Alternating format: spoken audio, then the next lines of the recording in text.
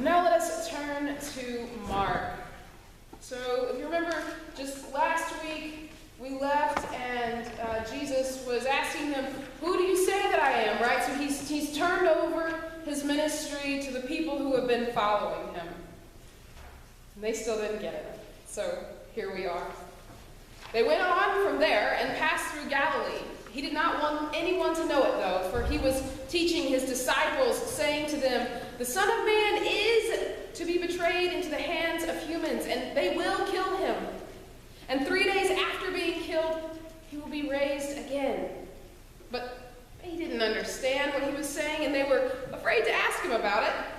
And then they came to Capernaum, and when he was in the house, he asked them, so what were you talking about along the way? What were you arguing about along the way? And they were silent, because on the way they had argued with one another, who is the greatest? And he sat down, and he called the 12, and he said to them, whoever wants to be first must be last. And then he took a little child, and he put it among them.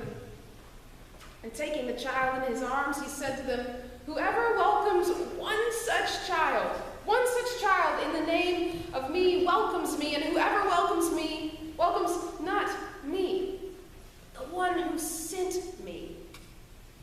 This is the word of the Lord. Thanks be to God. So I did a funeral yesterday, and earlier in the week when I met with these two daughters, their dad had died, and they were very nice. I will say that. I was a little worried they might show up this morning and I'd have to change my complete sermon on the fly, but they're not here, so that's a good thing. But they're very nice, but they were the kind of people who were very skeptical of pastors. They weren't sure. They kept asking me, so what are you going to do? Are you going to be the MC at this funeral? And I was like, well, no. And by the end of the meeting, I kept saying things, and I was trying to be very patient with them. And finally, I think they started getting it, that I wasn't out to get them. And so by the end of the meeting, they were asking me to come along with them to Capers and Lemons, their dad's favorite place for lunch. I told them, I'm so sorry, but I need to work on my sermon. And they said, well then, let's get to work. What's the topic? And the two of them sat there with pens at the ready and their eyes glued to me, the ones that earlier had been squinting at me, and one sister asked me again, well, what's the topic? I thought it was a joke. So I had been packing up my things, and they weren't going to let me go.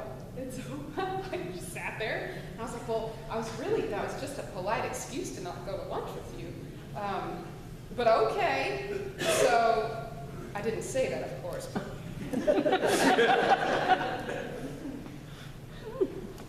I said, well, I guess I haven't really looked at it. I know the theme of the day is wisdom, but I don't know. And they were like, okay, wisdom, we got this. And one of the sisters took out her pen and she put it in front of me and she said, write this down. And she said, first, it's information, then it's knowledge, then it's wisdom. And the other one said that she was a folklore major. And I was like, a folklore major? Where do you do that? And she completely ignored me, stared at me again, and she said, folklore is the beginning of wisdom. It's what's been handed down. I did write that down.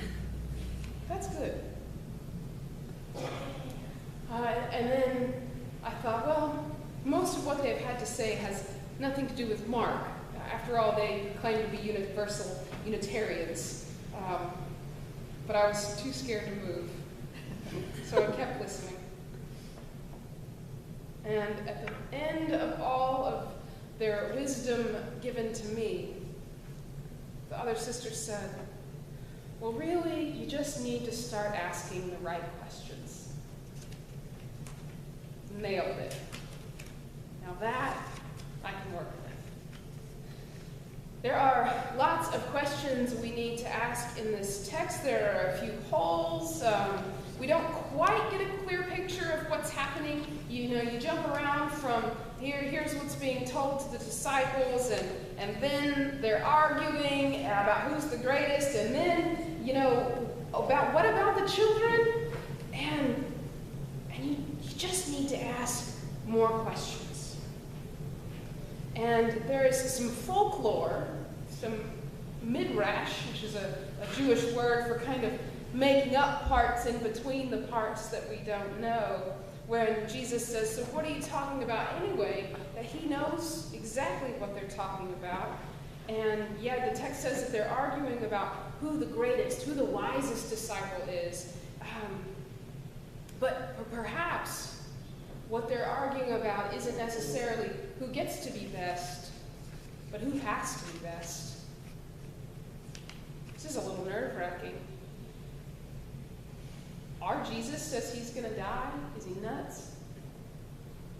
He can't do that. I don't care how many times he tells us. Who's going to deal with him? Who's going to set him right? So their response is to ignore Jesus and to continue figuring out who will tell him, you're wrong, brother. There is no cross. There is no resurrection. There is no death. There is only life. And Jesus is like, exactly. But it's going to hurt first.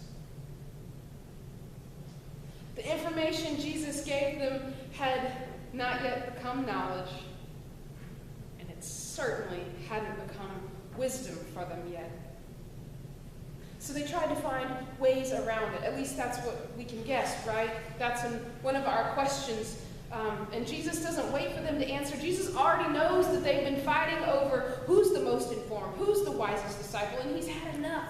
And so he stops them completely. It isn't about you.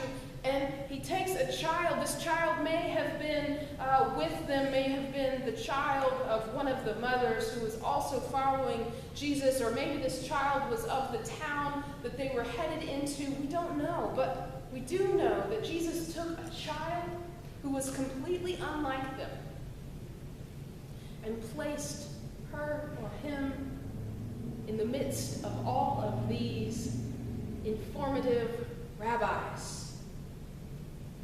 Someone who hasn't studied all that they have studied. Someone who hasn't been nearly the places that they have been. And if we pay attention to Mark is definitely telling us something about children. We've had 9 chapters up until now that have told us that Mark sees children as weak, vulnerable, often sick or dying. They can't speak for themselves, and yet it is very important for Mark to say, and this is who Jesus has put in front of them. Lesson 1, when I'm gone, you must not only talk and ask questions amongst the 12 of you. You must include the people who you don't normally think about. The weak, the vulnerable, the young, the sick, the voiceless. Don't you get it? The precious child of God. Lesson 2, Jesus says, who cares how capable, how smart, how much information, knowledge, or wisdom you have? None of that matters if it doesn't help the weak, the vulnerable, the young, the sick, the voiceless, the precious children of God. This was a much easier sermon when I practiced it without being sick. Jesus says, I don't care if you can pray the prettiest prayer. I don't care how much education you have. I don't care how pretty your worship robes are. If you're not helping people who don't have the prettiest words or the best education and the prettiest robes, then you're kind of useless. You haven't gotten it yet. There's a blog I read that shared a story from a minister. His name is Emmanuel Katangoli, and he told the story of another man who teaches these 2 lessons, and I just was really moved by this story, and I did a little research on my own and found out even more. This is the story of Archbishop John Baptist Odama, not Obama, Odama, and he's from Uganda. And since 1999, Odama had been the Archbishop of Gulu, which is in northern Uganda, and for 23 years, he was up against a group that was called the Lord's Resistance Army. And they waged war. They terrorized populations, they burned villages, they killed and maimed civilians, they abducted children, and they recruited the children that they didn't abduct into fighting amongst their ranks. It's sad that that happens in so many parts of the world, be it in the name of Christian, Muslim, just plain terror. And this is what this archbishop was up against. And he took it on. He said, that is not my Christ.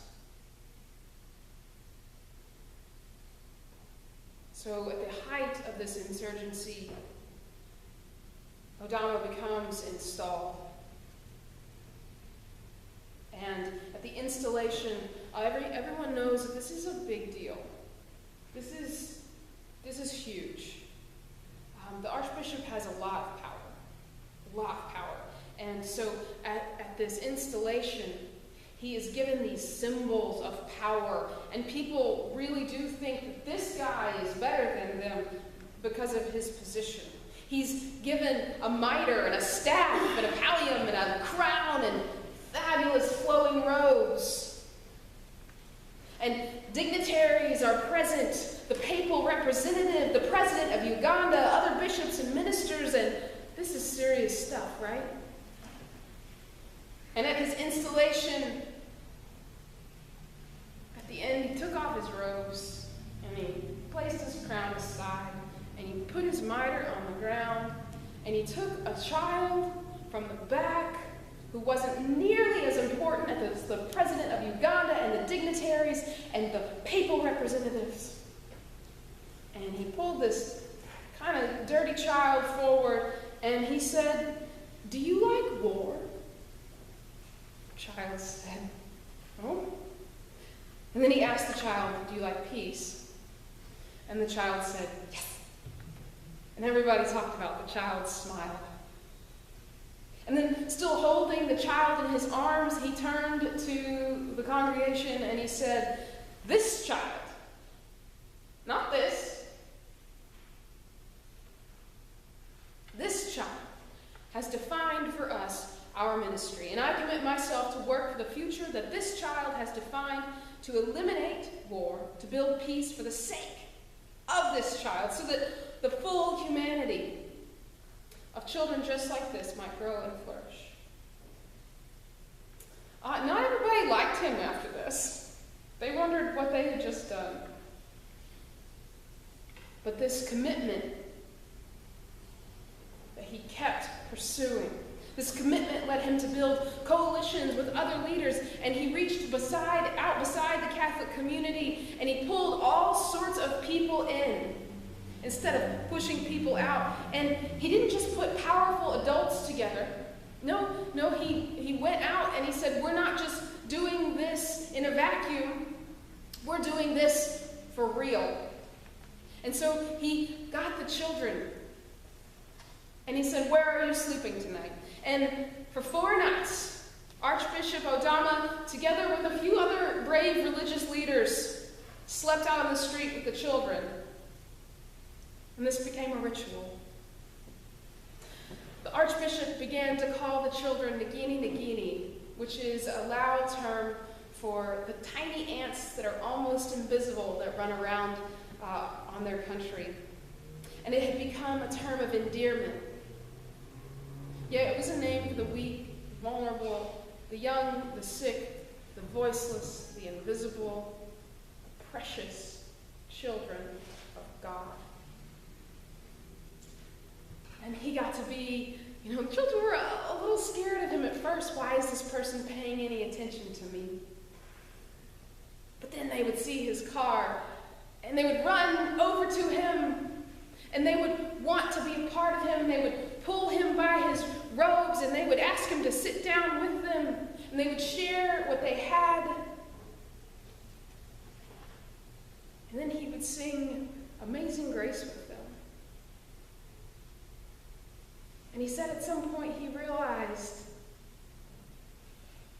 that he wasn't singing it for them, but for himself. Because it was him who needed the grace. In time, the children learned the song and loved it. And I wonder if they grew up, they're probably my age now, if they grew up singing it to their children or to those who they thought needed to hear it and in turn realized it was them. At about the same time the children started to memorize the words, he realized that also they were calling him Ngini Ngini, right? They thought, oh, this is a nice endearment word. And they would shout at him, Ngini Ngini. And they had come to recognize something in the archbishop, right? They saw it before he did.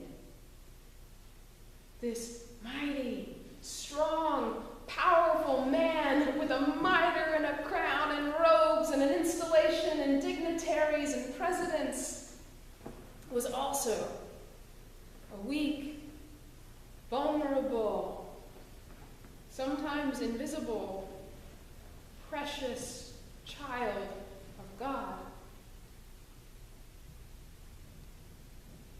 And so they all, Ngini Ngini, were able to become receivers of the one who receives me, and indeed the one who sent me. Because that is wisdom. That is wisdom.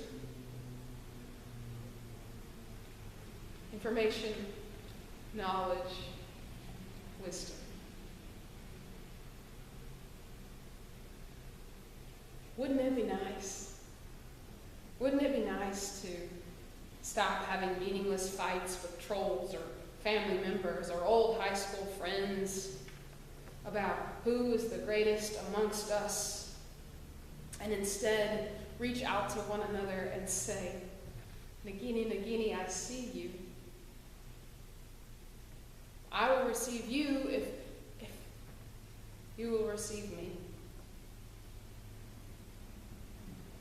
I'm weak, I'm vulnerable, I'm sick, maybe even dying.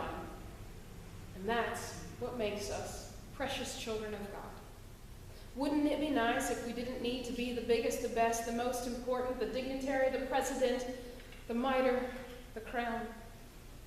Wouldn't it be nice if we received and embraced the vulnerable core of who we are as children of God within ourselves? To say, it's okay that I'm an ant, a tiny little precious creature of God. Wouldn't it be nice? That's the question we should be asking ourselves. I'll end with another story about children. There was a 4th grade class who just adored their teacher. Some of you may have seen this floating around on Facebook. But one reason that they loved their teacher, Mr. Scott, was because he also loved Harry Potter. I wish Sandy Cox was here. When I went to her house, I thought she had all these things for her grandchildren. No. She and I talked about Harry Potter for like an hour. So, Sandy, I'm feeling you.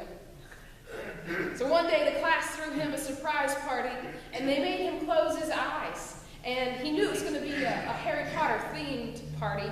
And so they gave him a wand, and he's holding his eyes closed, the wand out, and they gave him a broomstick, and he kind of gets on this broomstick, and then they wrap a scarf around him just like Harry Potter, the wizard, and then they give him Harry Potter glasses, which are a famous thing for those of you who are so uncool you haven't read Harry Potter. So he gives him the glasses, and he still has his eyes closed, and so he thinks, oh, this is great. This is a great party. And then they say, open your eyes. And they all have on the most colorful clothes they can imagine. And they're holding up signs. And You see, we find out in a few